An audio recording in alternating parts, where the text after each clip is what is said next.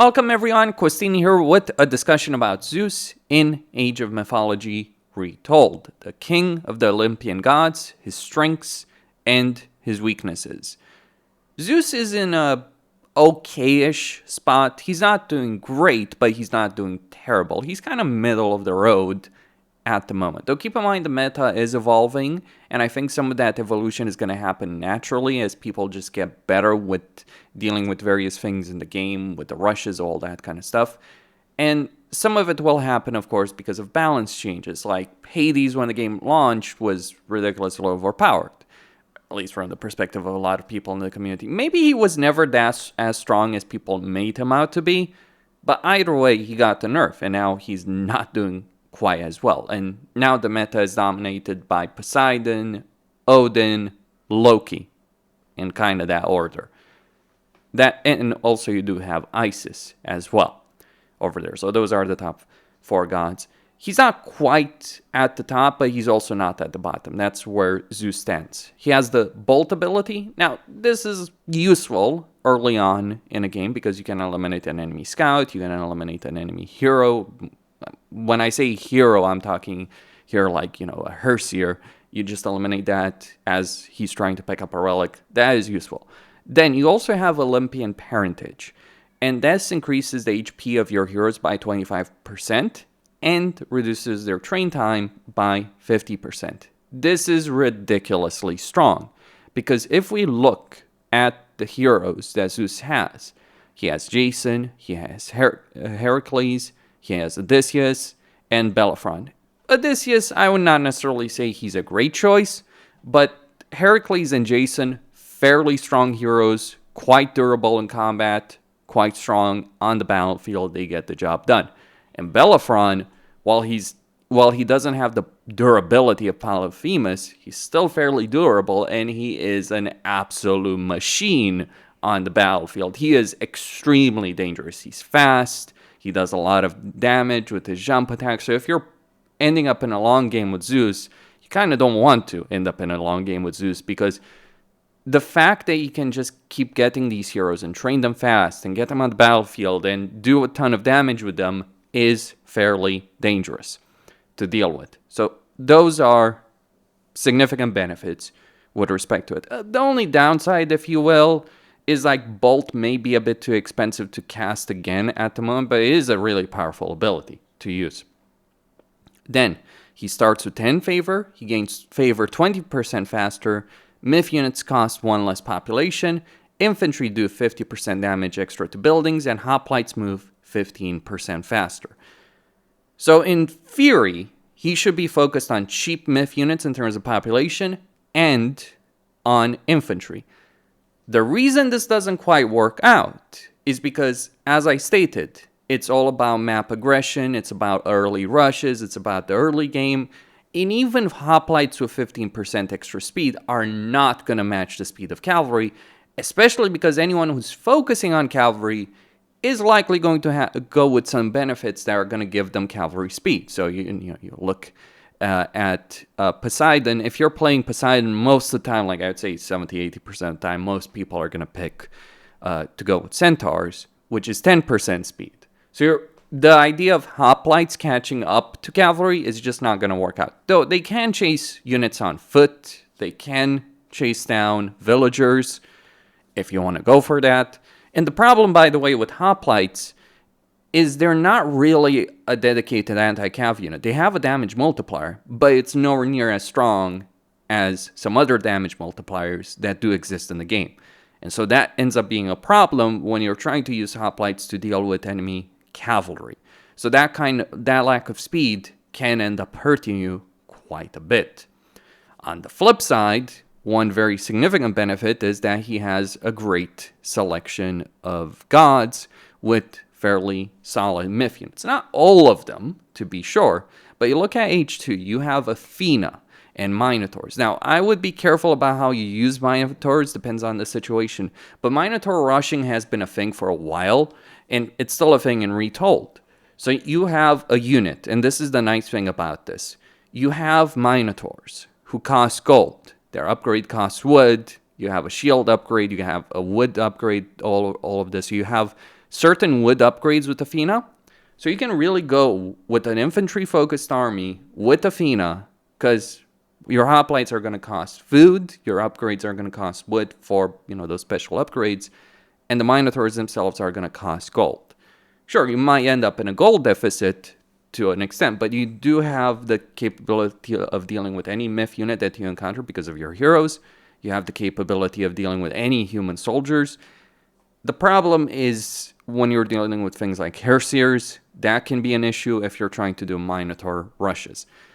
Then we do have Hermes as an alternative. If you're engaged against Poseidon, I would recommend not going with Hermes as Zeus, because you're going to lose that matchup. Because he's going to get cavalry faster than you, he's going to get better cavalry than you, just because of the regeneration he can get for an upgrade. But Hermes is still good in a lot of situations. There's a reason why Poseidon is doing very well right now in the multiplayer meta, considering the way games are played right now.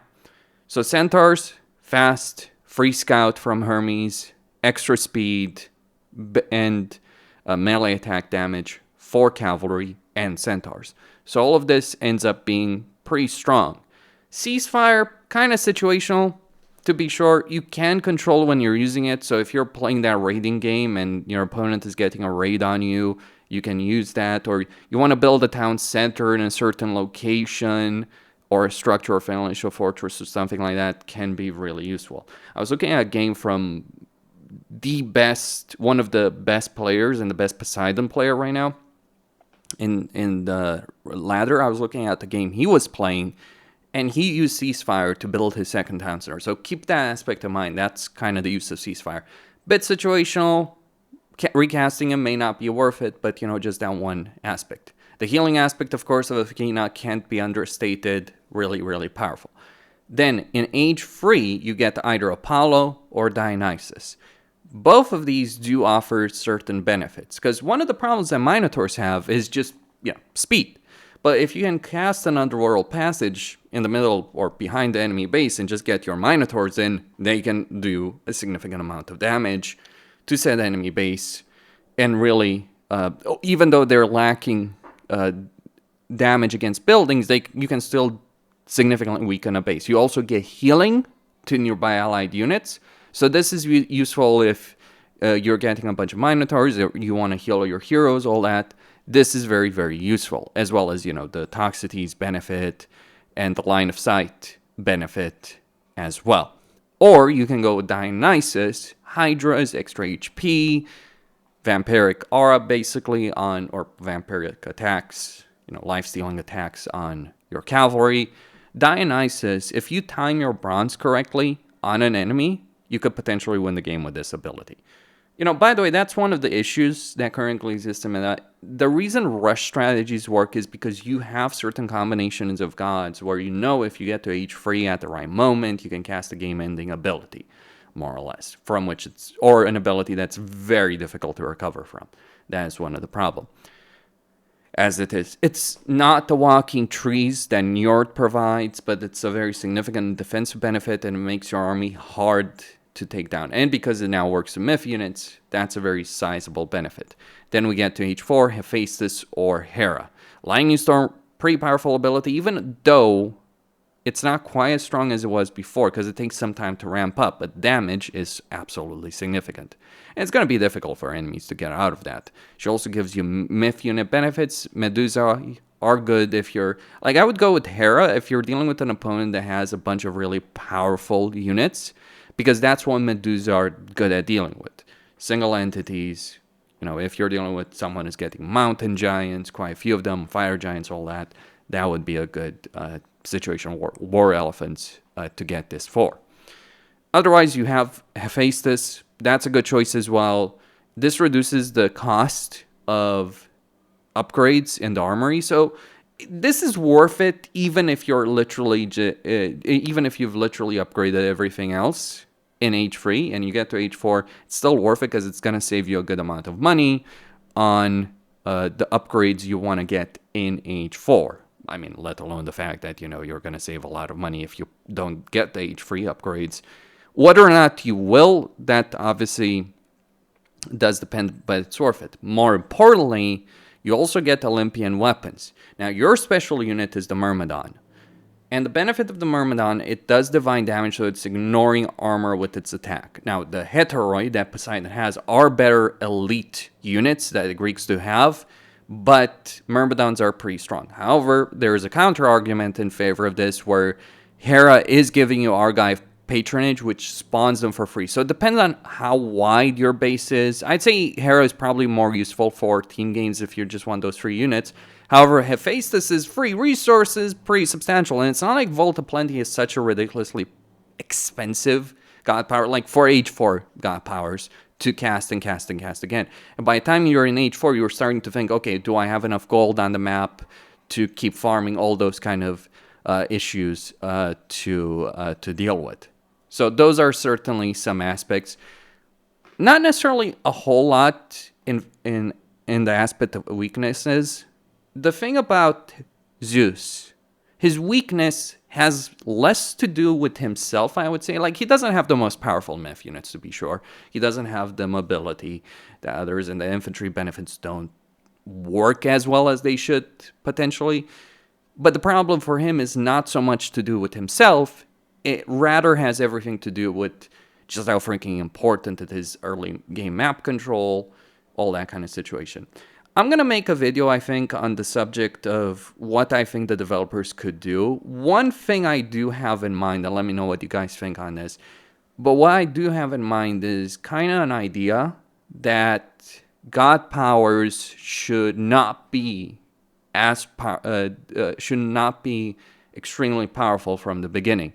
Like, you know, you consider you consider something like, you know, a Ragnarok, or you consider you consider something like Vidar's Wolf. I understand that there's an appeal in having really powerful god powers. I get that, but I think like just having an instant power up that you get like once you get to a certain age, and even age 3, that applies in age 3 as well to a less extent. But things like, you know, bronze, flaming weapons, walking woods, all that can be a problem, because again, you have these abilities that can end the game. So maybe there is some aspect of scalability, though I'm not sure how you'd handle it, because like obviously the worst offenders can be the tier 4 god powers. So I don't know, really. It can be hard to say on that subject, but I think like we need to move away from the situations of, oh, whoever gets to age 4 first may potentially win the freaking game right there and then.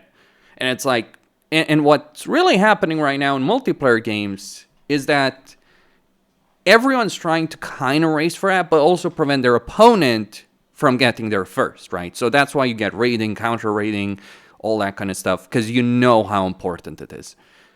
That's all I had to say. Costin signing out. Stay tuned for more.